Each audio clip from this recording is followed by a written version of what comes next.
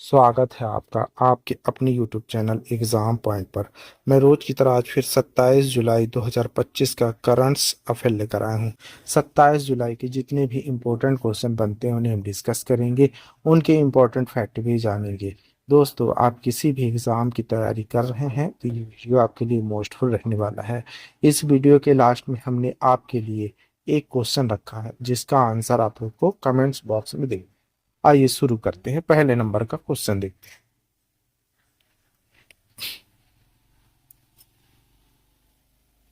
पहले नंबर का क्वेश्चन देख लेते हैं। डॉक्टर एपीजे अब्दुल कलाम की पुण्यतिथि किस तारीख को मनाई जाती है? सही आंसर है सी, 27 जुलाई को। की पढ़ लिखते हैं। 27 जुलाई 2020 को देश पूर्व राष्ट्रपति डॉक्टर एपीजे अब्दुल कलाम को उनकी पुण्यतिथि पर याद कर रहा है।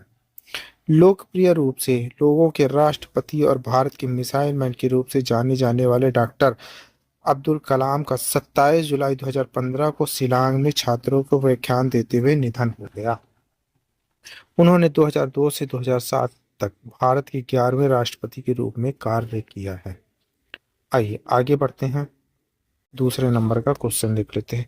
नरेंद्र मोदी ने किस पूर्व प्रधानमंत्री का रिकॉर्ड तोड़कर भारत के दूसरे सबसे लंबे समय तक लगातार कार्यरत प्रधानमंत्री बनने का कीर्तिमान हासिल कर लिया है? सही आंसर है सी, इंदिरा गांधी जी का। की पॉइंट देखते हैं।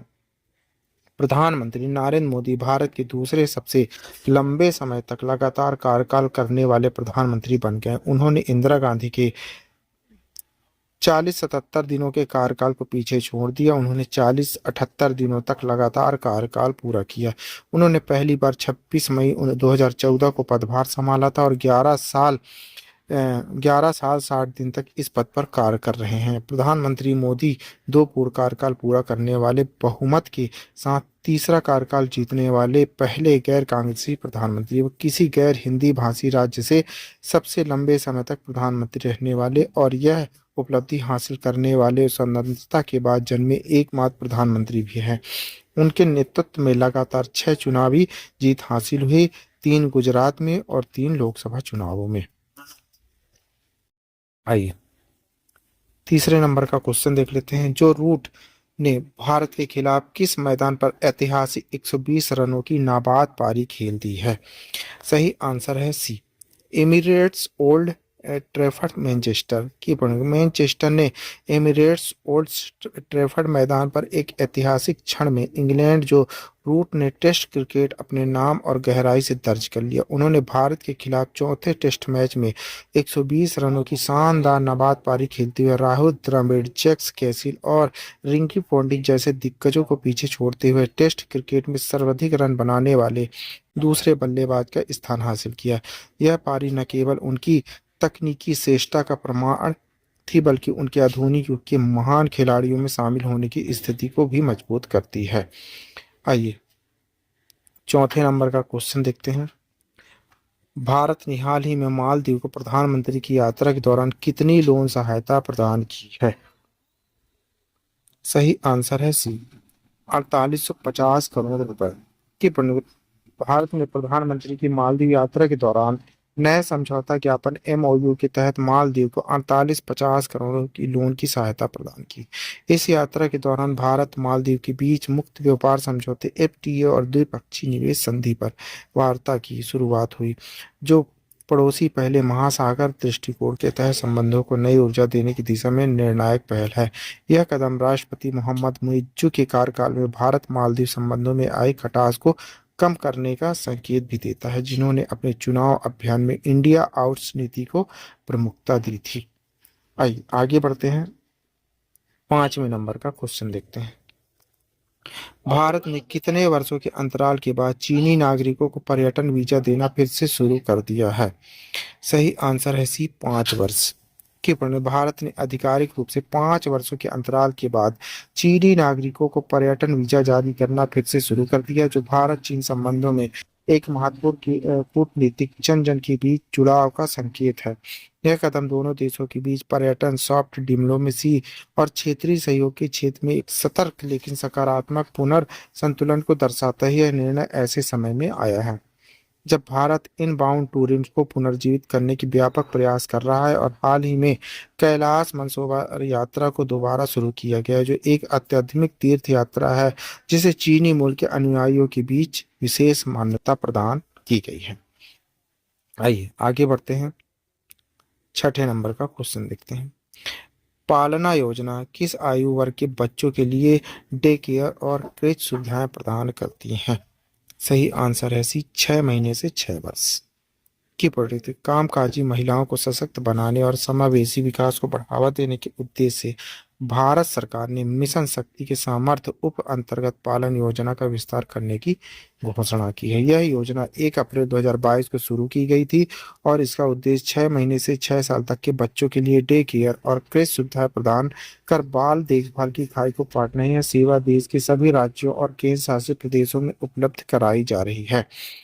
भारत में महिला कार्यबल भागीदारी में निरंतर वृद्धि को देखते हुए यह पहल समयानुकूल और अत्यंत आवश्यक मानी जा रही है। 7वें नंबर का क्वेश्चन देखते हैं। भारत में पहले हाइड्रोजन संचालित रेल कोच का सफल परीक्षण किस स्थान पर किया गया है? सही आंसर है C, integral coach factory ICF Chennai.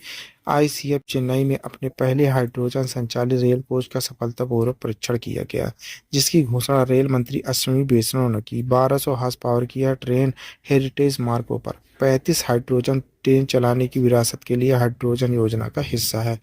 Jind Sonipat खंड के लिए 11,11,11,11,11,1,1,1,83 करोड़ की लागत से एक पायलट डेमो रेट्रोफिट भी चल रहा है। हाइड्रोजन ट्रेन हालांकि वर्तमान में महंगी है, शून्य कार्बन उत्सर्जन का वादा करती है और भारत के स्वच्छ ऊर्जा लक्ष्यों का समर्थन करती है। आइए आगे बढ़ते हैं, 8वें नंबर का क्वेश्चन देखते हैं। आइए 8वां क्वेश्चन देख लेते हैं। अटल पेंशन योजना में नामांकन 8 करोड़ के आंकड़े को पार किया गया है। वित्त वर्ष 26 में अब तक 39 लाख नए ग्राहक जुड़े। अटल पेंशन योजना किस वर्ष शुरू की गई थी? सही आंसर है बी, 2015 में। आइए की पॉइंट देख लेते हैं। अटल पेंशन योजना एपीवाई ने 8 करोड़ नामांकन पार कर लिए हैं। 39 लाख नए ग्राहक केवल चालू वित्त वर्ष में जुड़े हैं। यह भारत सरकार की प्रमुख सामाजिक सुरक्षा पेंशन योजना है। पेंशन फंड नियामक और विकास प्राधिकरण PFRDA द्वारा प्रशासित है। APY 2025 में अपनी 10वीं वर्षगांठ मनाता है। यह एक स्वैच्छिक और योगदान आधारित पेंशन योजना। आइए 9वें नंबर का क्वेश्चन देख लेते हैं।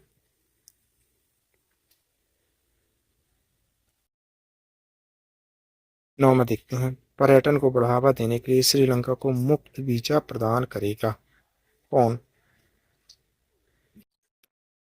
40 देश की प्रणीत श्रीलंका अपनी मुफ्त पर्यटन वीजा नीति का विस्तार 40 देशों तक कर रहा है।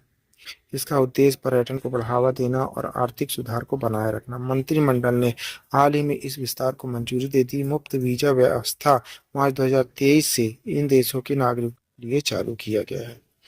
आइए 10वें नंबर का क्वेश्चन देखते हैं। सर्वकालिक अंतर्राष्ट्रीय क्रिकेट टेस्ट रनों में जो रूट से आगे एकमात्र बल्लेबाज कौन बन गया है? सही आंसर है ए, सचिन तेंदुलकर जी।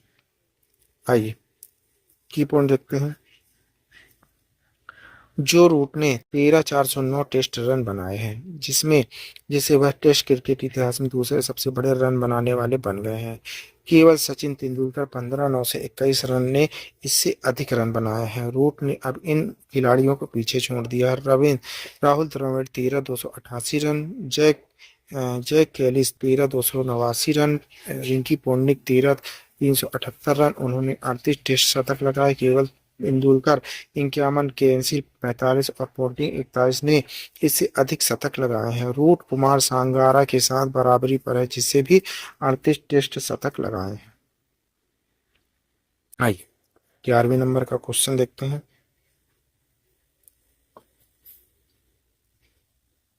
क्लियो लेन ग्रैमी विजेता जैज गायिका जिनका ब्रॉडवे में योगदान रहा है कि 57 वर्ष की आयु में निधन हो गया है। क्लिनो लेन का जन्म का नाम क्या था? सही आंसर है बी, क्लेमेंटीना दिनाह कैंपबेल। की पूर्ण रखते हैं। लियो लेन का 57 वर्ष की आयु में निधन हो गया। अपनी कर्कश कोटाल्टो आवाज के लिए प्रसिद्ध थे।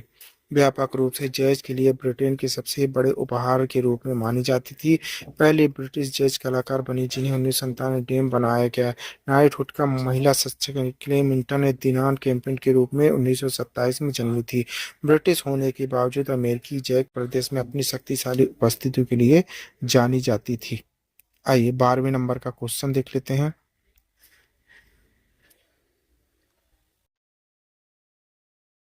सीक्रेट आउटेंट प्रोजेक्ट के लिए ए आर रहमान किसके साथ सहयोग कर रहे हैं?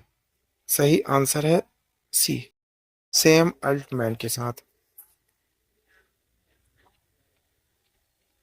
की प्रोडक्ट थे। ए आर रहमान ने ओपन एआई के सीईओ सेल अल्टमैन से एक भविष्य के एआई संचार प्रोजेक्ट पर चर्चा करने के लिए मुलाकात की। वे सीक्रेट आउटसमेंट पर सहयोग कर रहे हैं जो एक एआई संचालित संगीतमय मेटावर्स है। लक्ष्य एक वर्चुअल ग्लोबल बैंड बनाना है।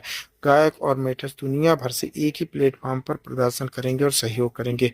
संगीत को इमर्सिव रचनात्मक अनुभव प्रदान करने के लिए यह तकनीक के साथ मिलाया जाएगा। यह प्रोजेक्ट कृत्रिम बुद्धिमत्ता संगीत के संलयन का प्रतिनिधित्व करता है जो वैश्विक कलात्मकता एक और नवाचार पर केंद्रित है। ओपन एआई की एआई मॉडल इंटरैक्शन संगीत निर्माण इमर्सिव सुविधाओं को सशक्ति प्रदान करता है। आइए 13 नंबर का क्वेश्चन देख लेते हैं। प्रधानमंत्री मोदी के मालदीव दौरे के दौरान भारत द्वारा मालदीव को दी गई ऋण सुविधा का कुल मूल्य कितना है? सही आंसर है सी, 4850 की पूर्ण लिखते हैं करोड़। प्रधानमंत्री मोदी ने मालदीव का दौरा किया। राष्ट्रपति डॉक्टर मोहम्मद मुइज्जी के साथ मिले, प्रतिनिधि स्तर की वार्ता की। मालदीव की स्वतंत्रता की 60वीं वर्षगांठ मनाई गई। भारत ने बधाई दी। भारत ने मालदीव को 4850 करोड़ की ऋण सुविधा प्रदान की। बुनियादी ढांचे विकास परियोजनाओं के लिए पहले के भारतीय ऋण मालदीव के ऋण चुकौती बोझ को कम करने के लिए संशोधित किया गया था। आइए 14 नंबर का क्वेश्चन देख लेते हैं। आईआईटी गुवाहाटी द्वारा विकसित पर्यावरण अनुकूल कंपोजिट में प्रयुक्त बांस की प्रजाति का वैज्ञानिक नाम क्या रखा गया है? सही आंसर है सी, बम्बोस टुलोडा की पूर्ण देख लेते हैं। आईआईटी गुवाहाटी के शोधकर्ताओं ने एक पर्यावरण अनुकूल कंपोजिट सामग्री विकसित की है। यह बम्बुआ टोरोल्सा से बना जो तेजी से बढ़ने वाली बांस प्रजाति जो उत्तर पूर्व भारत से प्राप्त होती है। टिकाऊ सामग्री बनाने के लिए बायोडिग्रेडेबल पॉलीमर के साथ मिलाया गया है। का मूल निवास भारतीय उपमहाद्वीप, दक्षिण पूर्व एशिया, तिब्बत और यूनान है। एक बार फलने वाला अपने जीवन काल में एक बार फूलता है और फिर मर जाता है। अंतराल अवधि फूलों का चक्र आमतौर पर 15 से 60 वर्ष है। आइए लास्ट क्वेश्चन देख लेते हैं। बोल्ड कुरुक्षेत्र संयुक्त सैन्य अभ्यास किन दो देशों के बीच आयोजित किया गया है?